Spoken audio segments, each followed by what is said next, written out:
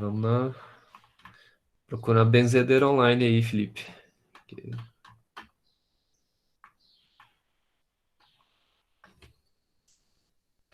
A Samantha também já tá trabalhando na psicologia aí.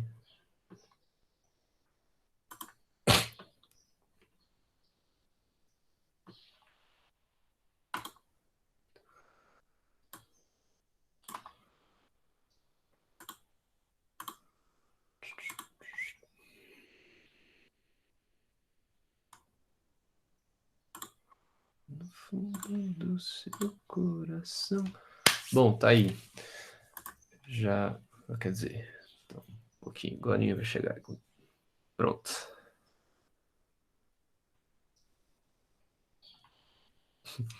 Beleza. Vocês estão na atividade que vocês mandou naquele dia lá, na primeira aula? Isso. Ah, tá, é porque eu tava pegando meu material, aí eu não ouvi nada. Hoje a gente vai corrigir essa atividade. Bom, vamos deixar aí as crises existenciais agora. Vocês ainda estão numa fase da vida muito bacana, muito tranquila para esses problemas. Não que eles não que não tenham, mas vocês não possam ter. Mas vamos focar aqui agora na independência, na revisão da independência dos Estados Unidos. Pedir para vocês, então, lerem mais uma vez aquele texto, né? Derrubar estátuas é uma tradição que remonta à independência dos Estados Unidos. A gente viu que, fazendo, né, essa, essa análise com a derrubada atual. Inclusive, tem uma questão. Na última aula, o Anderson pontuou uma coisa que acabou passando batido, né? Quando eu me referia àquele vídeo, fala das derrubadas de várias estátuas e tem a, a, derru- a galera começou a falar de se derrubar a estátua do Borba Gato, né? Do Brasil. E naquele momento parecia como tipo, a gente estava falando sobre derrubadas de estátuas escravagistas, né? De pessoas ligadas à escravidão. E O, o Borba Gato foi colocado naquele meio ali, como as pessoas estavam pedindo, mas o Borba Gato, de fato, não foi um cara ligado ao período da escravidão, né? Não foi um escravagista. Ele foi um bandeirante, né? E, e mesmo assim, tendo essa figura do bandeirante, a alegação que se faz para essa galera que queria derrubar a estátua dele é a de que ele era um bandeirante e que ele matava índios, ele caçava índios, né? Então, na mesma perspectiva ali, talvez, né, fazendo essa analogia, a questão da escravidão. Porém, o Borba Gato, de fato, a única pessoa que ele matou foi um representante do Estado, né, que era um cara, e inclusive foi um crime que o Borba Gato poderia ter se dado bem mal, porque ele empurrou de um precipício um cara que era, ele foi instituído pelo governo ibérico português, né, que tipo tinha essa união, a gente teve durante um período essa união entre Espanha e Portugal, e o Borba Gato era um bandeirante, todos os bandeirantes né, Professor, adentravam. Oi, você vai responder as questões de tarefa agora, não é? isso, Peraí, eu só vou pegar meu material para fazer a correção, peraí. beleza. Enquanto isso, eu conto a historinha aqui do Borba Gato lá, que passou batido na última aula. É, Então, o Borba Gato tem essa. Vocês lembram da imagem dela que a gente colocou? Tipo, daquela estátua gigantesca, 10 metros de altura, né? E tal, que é uma estátua esteticamente assim, né? Alguns acham muito bonitas, outros não tanto e tudo mais. E alguns brasileiros pediram, no meio dessas manifestações aí de derrubadas das estátuas, muitos se manifestaram para derrubar a estátua do Borba Gato, que é uma estátua que fica no, é, ao lado da estação de metrô ali na Grande São Paulo. Bom, e aí o Borba Gato, de fato, o crime que ele cometeu foi matar esse cara que era o responsável, que era tipo o superintendente geral das minas. Por quê? É, Espanha e Portugal tinha, né, tinha assim a ideia de que aqui haveriam muitas riquezas de, né, minerais, e o Borba Gato era um desses bandeirantes que adentravam a procura principalmente de esmeralda, né, no interior do Brasil. Ele chega a encontrar e tal, e na verdade, ele chama esse cara para ir ver, né, essas regiões e tal. E ele sabia, muito sabiamente, ele queria se enriquecer, e ele sabia que se ele entregasse o mapa, né, a localização pro superintendente lá, muito provavelmente ele não ganharia nada do que ele estava tentando encontrar aí dessas esmeraldas, né? Então ele vai lá e empurra o cara de um precipício, né? Matando, tirando a vida desse cara, desse superintendente. E aí como esse cara é indicado pelo Império, né? O crime que ele comete é a mesma coisa como se ele estivesse cometendo esse crime é, a- como se ele tivesse matado o imperador. É um chamado de crime de lesa majestade. Então, por esse crime, ele poderia também perder a vida, inclusive. E aí o que que ele faz? Ele se recruta no meio dos índios. E de fato ele não vai matar um índio, né? Nenhum índio. Como as pessoas que queriam que derrubasse a estátua dele argumentavam. Ah, ele era um bandeirante, então se o bandeirante mata índio, então não devia ter, né, essa estátua, essa homenagem aí.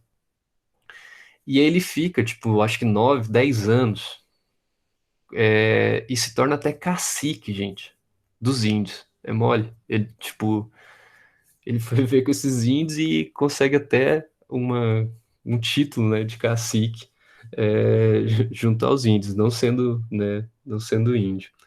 E aí, depois desse tempo todo lá e tal, essa união ibero-portuguesa rua e tal, e aí, gente, ele vai ser convidado a ocupar o mesmo cargo que o cara que ele tinha matado, é, de superintendente das minas lá, porque ele conhecia as regiões, ele vai ser convidado a ocupar esse cargo, né, pelo Império Português, né. Então, muito doida a história do Borba Gato. E é só para, tipo, contar aqui para vocês um pouquinho dela, porque na última aula ele passou como se fosse um escravagista aqui, a gente conversando, o Anderson até pontuou, mas a gente não teve tempo de adentrar a história dele. Beleza? É isso mesmo, Bandeirante Cacique. Então, agora vamos lá Professor, para. Oi?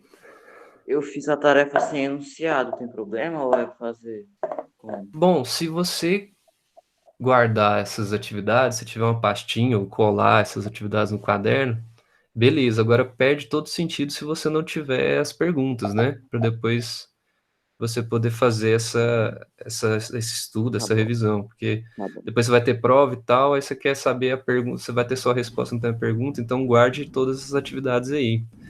Nem que seja digitalmente, né? Porque eu não sei, vocês recebem pelo WhatsApp e tal, cria uma pastinha aí Beleza. e vai guardando essas. Geralmente eu abro as Eu folhas vou pelo imprimir. celular Meu primeiro. pai.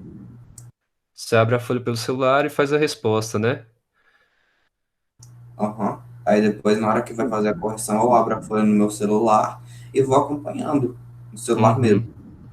É que a questão é quando, por exemplo, vamos supor que você vai estudar para a prova.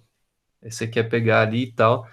Você precisa estar, né, com o seu celular, ter esses arquivos aí, ter o cuidado de ter eles aí, mas a resposta você pode responder, não precisa copiar o enunciado novamente, não. Ou é isso, né? Imprimir as 200 e... Lá vai cacetar as atividades. Bom, então vamos lá.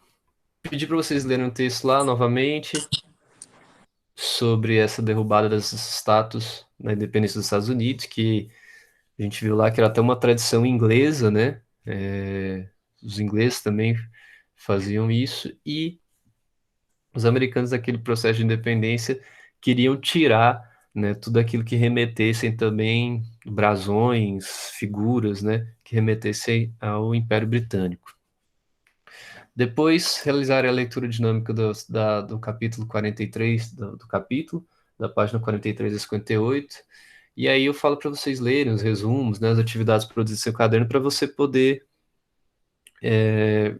retomar, né, vocês ficaram aí um tempo de férias e tal, e a gente também está passando, a gente já passou por mais 2 outros capítulos, né, Revolução Francesa e depois a questão das independências da América.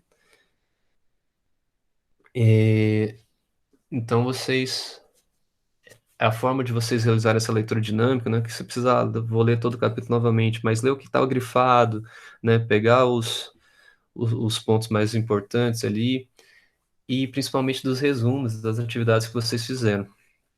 Posso Ok, responder a primeira?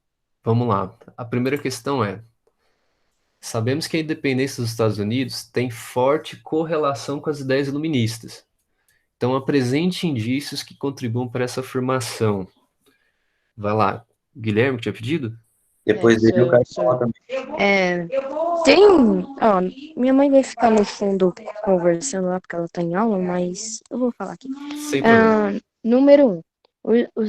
O iluminismo foi a raiz de muitas das ideias da Revolução Americana. Foi um movimento que se concentrou principalmente na liberdade da expressão, igualdade, liberdade de imprensa e tolerância religiosa. Isso, liberdade de imprensa, né? Imprensa, tá? Eu falei errado. Beleza. Pedro? Repete que eu não entendi. Então, o texto da Declaração de Independência, o texto da Declaração de Independência dos Estados Unidos, aprovado em 4 de julho de 1776, redigido sob a direção de Thomas Jefferson, teve como princípio a defesa da liberdade e da igualdade entre as pessoas, o direito dos indivíduos à vida e à liberdade, direito de resistir contra a tirania e contra qualquer governo que desrespeitasse tais direitos. Maravilha. Pegou aí, Igor? Sim, agora eu peguei. Mas, então, resumindo aqui só para complementar, juntar as duas respostas, né, para ficar mais claro para vocês. Então, quando eu peço para apresentar indícios que contribuem para a afirmação de que a independência dos Estados Unidos tem forte correlação com as ideias iluministas, né, o principal indício, vocês destacaram muito bem aí, é a Declaração de Independência, né, que é inspirada também, né, na Declaração dos Direitos Universais do cidadão, né, que vem lá também da Revolução Francesa. Então, a liberdade de imprensa, a liberdade do direito de ir e vir, né, são características aí presentes, assim, que são indícios, né, que apontam que a independência dos Estados Unidos tem correlação com as ideias iluministas. Fechou? Podemos para 2? Podemos. 2. A origem da insatisfação popular com a coroa britânica se deu na instituição de um conjunto de leis impostas pela metrópole. Apresente essas leis, bem como suas origens e seus desdobramentos na colônia. Essa eu não consegui fazer. Eu não vou fazer ela não, porque eu coloquei as leis todas e é muito grande. A não ser que Mas, seja o que eu falo. vamos primeiro listar essas leis? Pedro, você consegue listar essas leis pra gente? Sim, lei do açúcar, lei do selo, lei do chá. A lei do... Tem uma outra lei, a lei do melaço, só que como ela não conseguiu ser colocada, aí eu nem coloquei ela aqui, como ela não conseguiu. Uhum. Então, ó, a gente tem, só que o Pedro citou aí, lei do selo, lei do açúcar, lei do chá, lei do melaço, né? Todas essas leis aí foram criadas pelos britânicos, né? Para quê?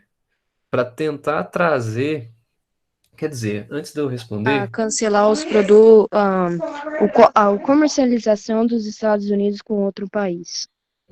isso, e aí são tidas como as leis intoleráveis, né? Que entram nesse conjunto aí das leis intoleráveis, que é o que vai motivar realmente os colonos ali norte-americanos a buscar essa independência.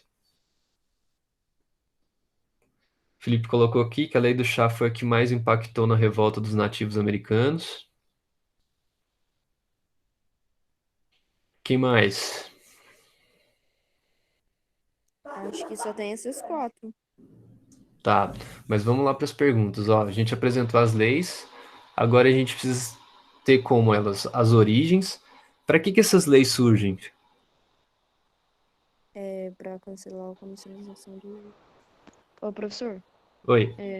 Felipe, na matemática aqui, respondeu que a lei do chá foi a que mais impactou na revolta dos nativos americanos. Isso. Mas aí ainda vai para terceira parte da pergunta, né?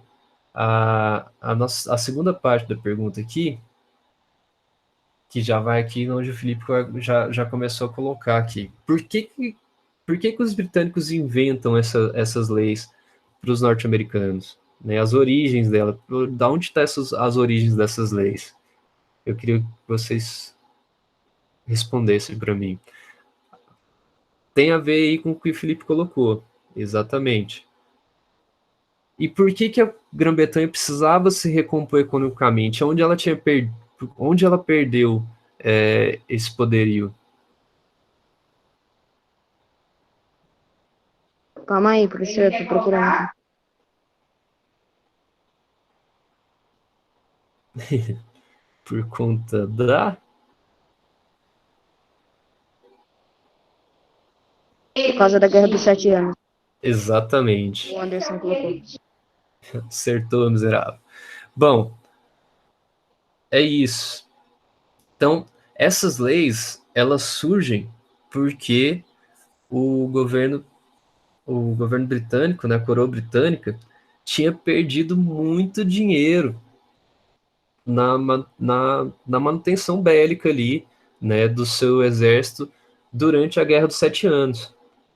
E eles achavam que quem tinha que pagar o preço por uma guerra feita dentro daquele território, né, que é dentro, essa guerra dos 7 anos foi contra a França, né, como a gente bem lembra, França e Inglaterra.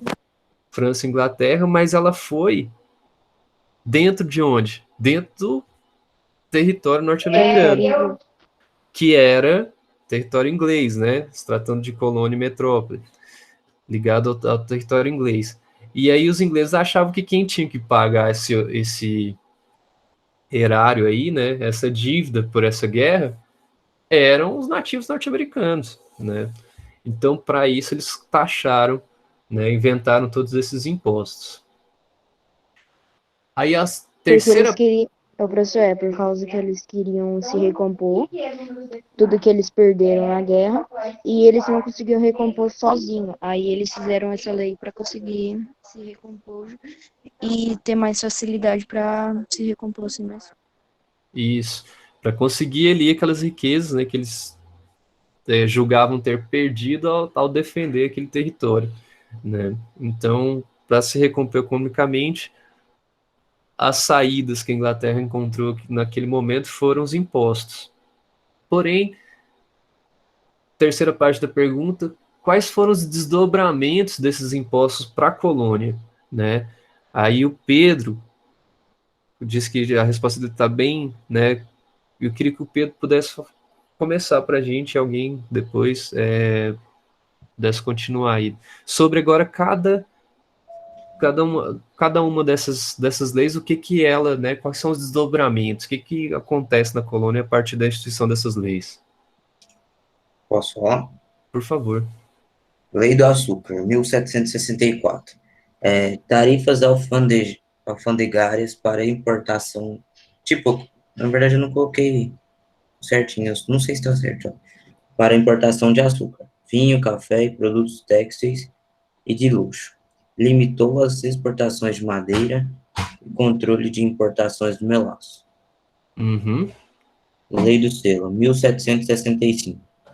Todos os impressos deveriam conter um selo real para comprovar a autorização de sua circulação.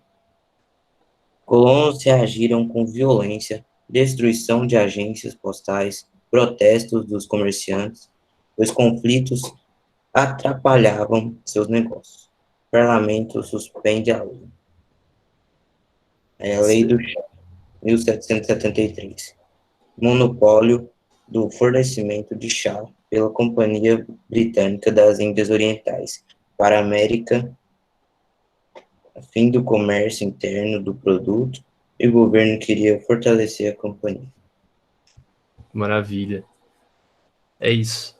Samantha, a gente está na 2, porém a questão 2, ela é extensa, ela pede para a gente apresentar as leis, né, que a gente falou aqui, lei do chá, lei do melaço, do selo, né, que são dos códigos postais.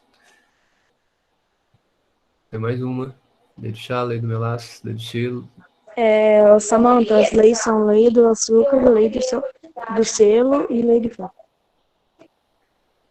E aí a gente fala das origens dessas leis, por que essas leis surgiram? Para reestabelecer economicamente a Grã-Bretanha. E quais os desdobramentos na colônia, né? Então, o que acontece na colônia com essas leis? Aí vem a questão.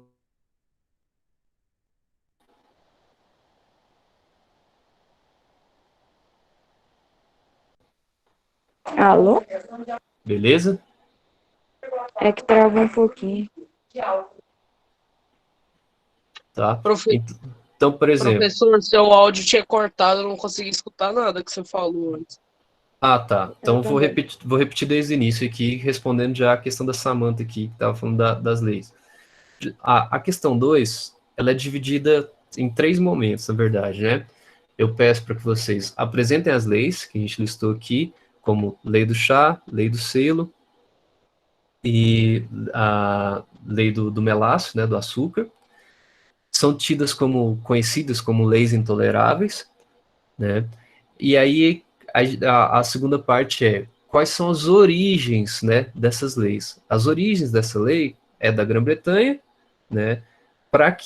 Com qual intuito? Da Grã-Bretanha se restabelecer economicamente, porque ela tinha perdido muitas divisas, né? Perdido muito dinheiro, investindo na guerra investindo nos militares, né? No arsenal bélico dos militares contra os franceses na Guerra dos 7 Anos.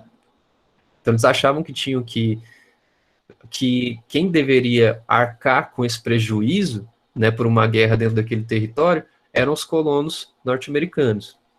Aí para isso eles instituíram essas leis. Aí a terceira parte da pergunta os desdobramentos dessas leis na colônia. Então a lei do chá obriga, tem a obrigatoriedade, né, um bloqueio dessa relação, tipo, tem que comprar o chá e, né, somente dos ingleses, né? Então tem esse bloqueio comercial, né? A lei do selo, como colocado aqui pelo Felipe, não, na verdade o Felipe falou da lei do melaço, né? A lei do selo vai obrigar com que todas as postagens, né, as correspondências passem sejam taxadas, né, por esse selo que é gerado aí pela coroa britânica. Isso vai causar um alvoroço, uma revolta tremenda, né, tendo como base o principal meio de comunicação as cartas naquele período, né? Imagina o tanto que não ia onerar a comunicação dentro dos Estados Unidos, né? Com esses selos, né? Com essa necessidade de estar sempre pagando para os ingleses para poder se comunicar.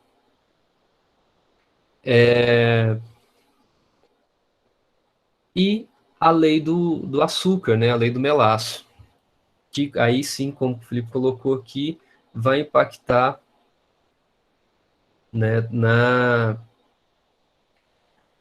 revolta aí dos nativos americanos, né?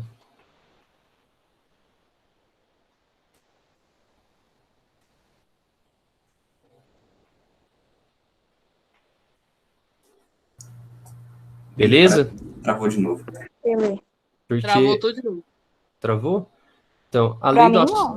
Não travou nada, porque ele só parou de falar. Ele só parou de parar de falar e ficou parado no lugar da câmera. Eu falei, Ah, calma aí, calma aí. Então, então, essa lei do açúcar, complementando a resposta do Felipe, então ela aumentava os impostos que os colonos deviam pagar sobre o melaço, né? O vinho, o café, a seda, todas essas questões aí que o Felipe colocou, né, para a gente. Então, o intuito dos ingleses era também esse bloqueio, né? Esse bloqueio comercial, que os colonos americanos só comercializassem com os ingleses. Isso era inaceitável, né? Para a produção dos colonos ali, dos norte-americanos. Agora sim, fechamos a 2. Beleza? Todo mundo aí pegou? Massa? Peguei. A 3 eu não entendi, não fiz. Não tem resposta. Vamos lá, vamos Eu entender consegui. agora. Na 3. O texto faz referência aos soldados de George Washington. Sabemos que as tropas responsáveis pela independência dos Estados Unidos iam muito além dos confederados e que as tropas continentais eram formadas por diversos outros grupos sociais. Os confederados são os colonos norte-americanos,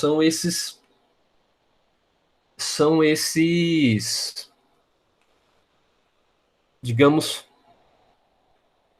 colonos, digamos não, são os colonos confederados, que acreditavam nessa confederação norte-americana, né, nessa confederação dos estados norte-americanos.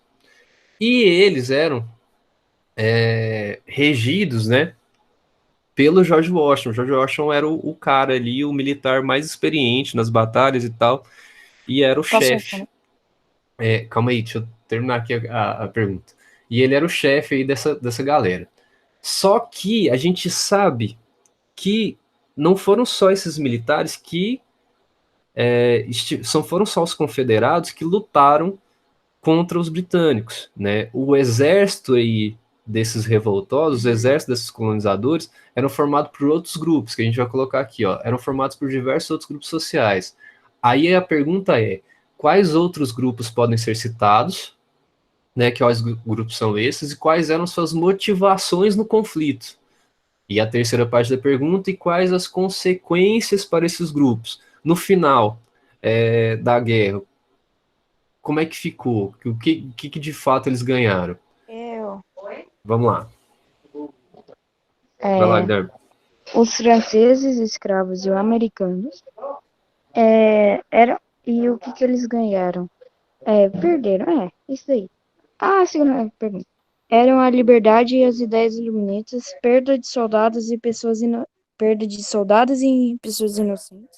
e falta de recursos. Voltei, amigo. Sentiram minha falta? Você voltou no meio da resposta do Guilherme. Acho que ele... É porque tava travando, não tava escutando nada. Deixa eu sair e entrar de novo. Tá bom. Vamos lá, Guilherme, retoma aí. Tá.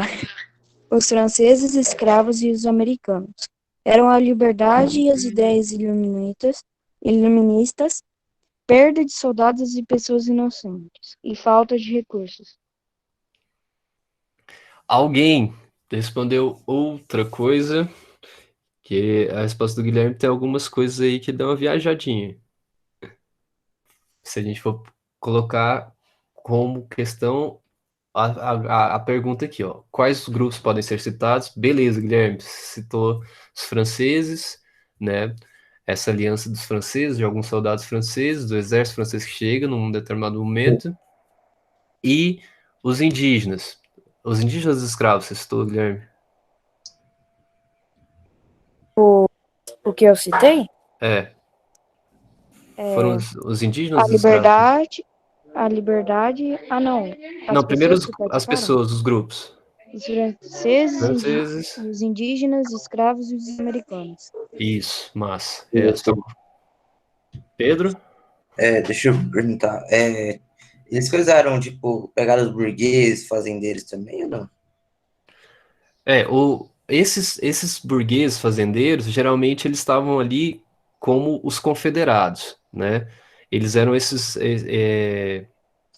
até que, assim, no cinema e tal, fica muito essa imagem de que são os caras que se pegam em armas, né? Que são esses donos dessas terras e tal, que vão formar esses confederados. Eles estão também.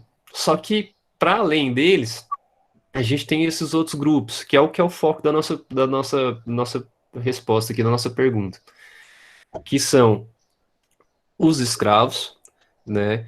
Que lutavam pela possibilidade de absorção, né, de absorção, de abolição no final da guerra, porque eles acreditavam que ali seria um novo país, uma nova forma de pensar, mas a gente vê que há um racha depois no final. Já estou dando a resposta aqui para as consequências para os escravos, tá?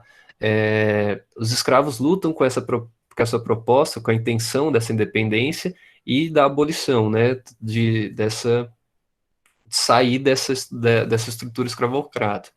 Porém, só parte dos Estados Unidos que vai aderir a isso, que é o norte. O sul dos Estados Unidos vai continuar escravocrata por muito tempo, né? É, Vamos falar uma coisa que dá para eu colocar aqui, né? Que eu entenda melhor. Tá, não, mas é isso, assim, tipo, ó, para a gente colocar quais os grupos podem ser citados. Então, a gente pode citar os escravos, os indígenas e os franceses, tá? Os escravos e os franceses mais participação nesse momento de fato, tá? Quais eram as motivações do conflito? As motivações para os escravos era principalmente a abolição, né? Era a sua liberdade, porque tinha essa promessa de que os negros que se juntassem aos confederados, lutassem, receberiam, né, essa liberdade ao final da guerra, da independência. Então eles tinham é, esse anseio, né, esse desejo. Agora, a consequência para os escravos, falando por causa dos escravos, eles conseguiram de fato essa liberdade? Não, tá? Porque grande parte dos Estados Unidos ainda era escravocrata. Então, por mais que o Tio, cara. então pode colocar assim? Olha aqui. Os escravos indígenas e franceses. Os escravos queriam liberdade. Até aí tudo bem, mas Tá. a gente só tá a gente tá na metade da resposta ainda, né? Então, as motivações para os escravos eram é, a liberdade. Para os franceses, era revanche por eles terem perdido a Guerra dos Sete Anos, né? Então, o sentimento dos franceses ali era de revanchismo. Eles queriam derrotar a Inglaterra, apoiando os Estados Unidos a conseguir sua independência. E aí, é claro que depois de independente, com quem que os americanos poderiam restabelecer? Os americanos poderiam estabelecer relações comerciais com outros países que não só os ingleses. Então, os franceses tinham interesse nisso aí, né? Nessa troca aí, nessas relações comerciais. E principalmente o sentimento de revanchismo, né? Queriam vencer a Inglaterra, já que eles tinham perdido na Guerra dos Sete Anos. Então, como consequência para os franceses, eles conseguem o objetivo, né? Eles derrotam. Os Estados Unidos conseguem a independência. Então, vamos dizer assim, partindo desse pressuposto, as consequências para os franceses foram boas, né? Porque eles chegaram e decidiram, inclusive, a guerra, porque com o apoio, quando chegam as tropas francesas, né, aí a Inglaterra já está devastada em várias batalhas, com o apoio dos franceses, os confederados vão conseguir conquistar a independência. E os indígenas? Alguém me arrisca a dizer? É por causa que os americanos falaram que eles iam ganhar posses de terra e liberdade. Ai, meu. E aí, ganha? Não, eles mentiram pra eles quando eles ganharam a guerra. Exatamente. Talvez assim, a consequência pior aí dessa independência são para os indígenas, porque vários de seus territórios, inclusive que eram reservas, né, vão começar a ser explorados por esses confederados, tá? Então, talvez a pior consequência aí, porque no caso dos escravos, os escravos que estavam no norte ainda conseguiam essa liberdade, mas muitos ainda eram capturados, né, e levados para o sul, para o trabalho forçado. Mas É, eu o acho o trabalho eu morria, né? exatamente. Pegou isso, Samantha? Beleza?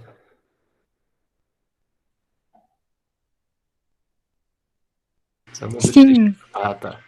Achei que você tinha desistido, tinha ido embora. Bom, o restante da galera aí, talvez. beleza? Não desiste, não. De boa. De boa? Podemos então para 4? Sim. Então, bora. Julgue a seguinte afirmação extraída no texto. Após ouvirem a leitura da recém-adotada Declaração da Independência, os nova-iorquinos destruíram a história, derrubando uma estátua do rei George III. Você concorda com a opinião do autor? Do autor? Discorra sobre esse assunto. Aqui vem muito daquela discussão que a gente iniciou na primeira aula, né? Quando a gente está falando. Mas assim, a gente acabou levando para uma outra questão que era se era interessante ou não a derrubada dessas estátuas. Aqui então a pergunta é derrubando a estátua do Jorge III aqui, né, na independência dos Estados Unidos, os nova-iorquinos destruíram a história. Vocês acreditam que destruir esse, esses monumentos, esses marcos, né, essas homenagens, é também destruir a história do passado desse país? Tipo assim, eu acho que não destruíram, tipo assim, né, a história. Eu acho que tipo, é uma parte importante dela, né? Uhum. Acho que não, porque apesar de ter história, ainda vai ter um monte de livro de história que o pessoal vai poder ver. Então, não diretamente a história, mas uma parte dela. Uhum. É isso mesmo. Essa pergunta não tem como, é um debate. Quem mais? Quem mais?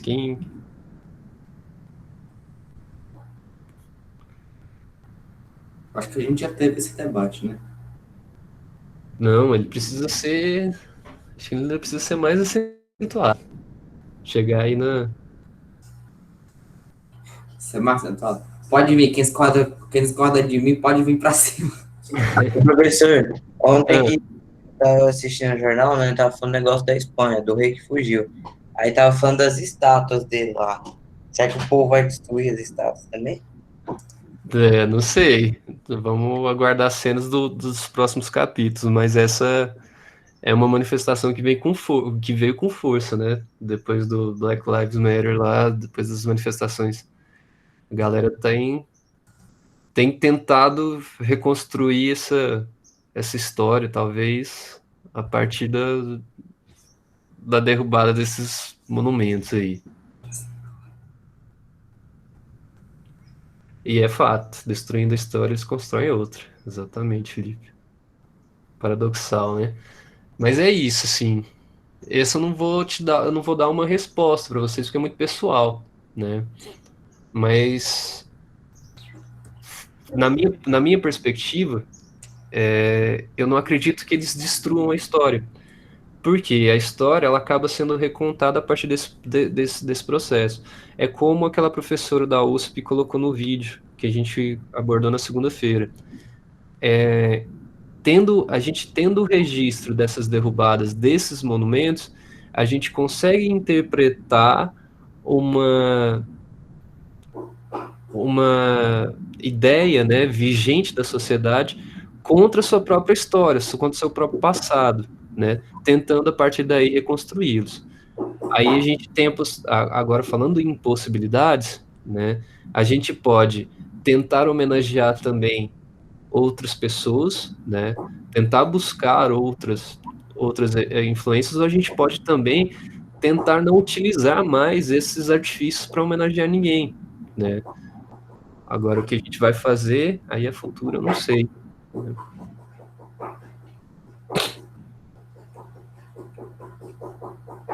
Já mandaram o código da próxima aula? Mas calma aí, a aula começa às 11.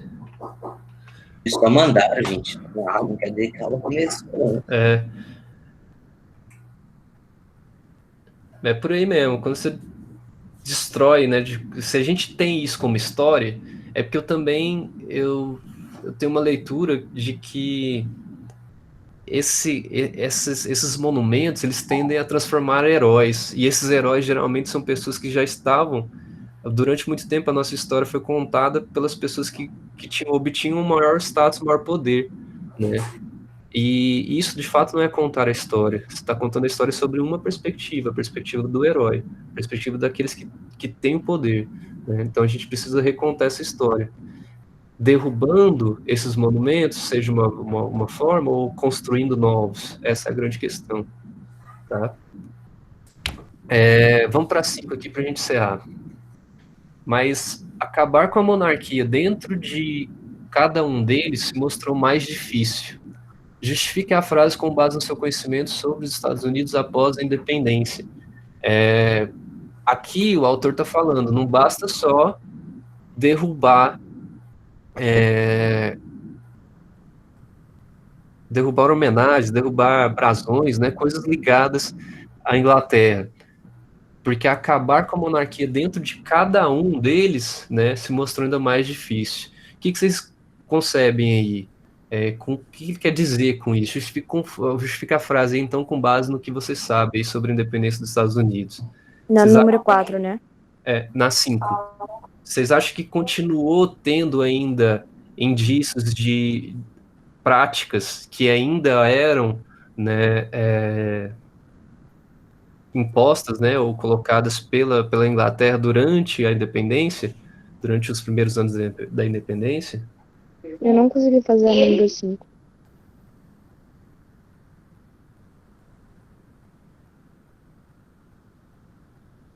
O Anderson falou a escravidão. Tá aí, né? A escravidão continuou. É um exemplo, né, de que o processo da monarquia, né, dentro de cada um deles, a forma como eles agiam ainda continuava, né? Eu posso ter uma resposta? Pode? É assim, né? A 5. Após a independência, a disputa pelo poder aumentou muito entre os colônios, entre as colônias, pois não aceitava a ideia de um poder central, queria ser autônomas, e não queriam abrir mão da liberdade. Chegaram até a criar a própria moeda. Uhum. Bacana.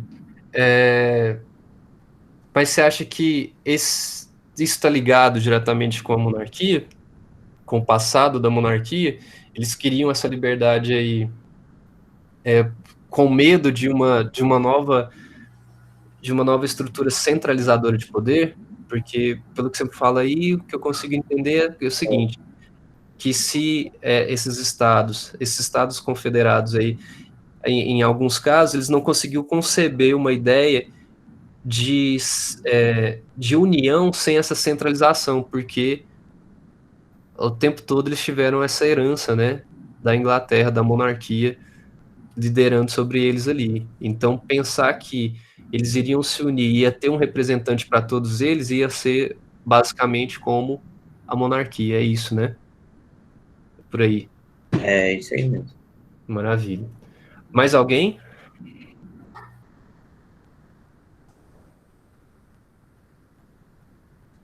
Acho que não. Não. Mas vocês conseguiram pegar aí essa ideia?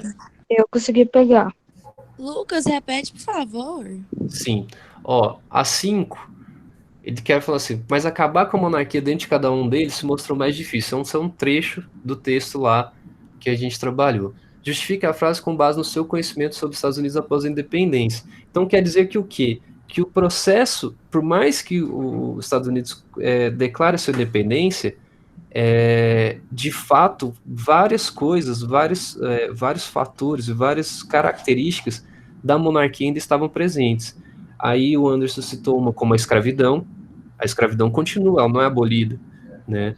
O Pedro fala o seguinte, dessa questão do medo de um poder centralizador, de um poder que pudesse unificar todos os estados ali que estavam independentes, né? E não se tornar novamente uma monarquia, porque eles tinham esse trauma, né, de um estado que intervém o tempo todo, né, de uma metrópole que está intervindo o tempo todo na vida deles, né? Então não é tão fácil assim a gente acabar com todos, não é só derrubando as estátuas ou declarando a independência que a gente vai acabar com todas as ferramentas que a monarquia utilizava, né? Pegou?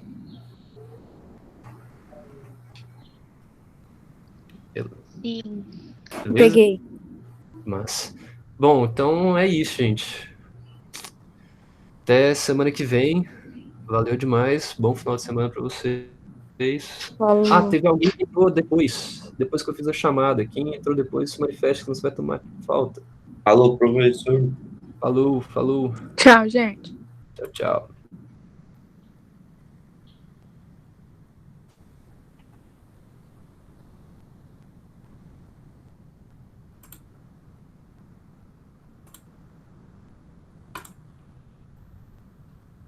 Tchau.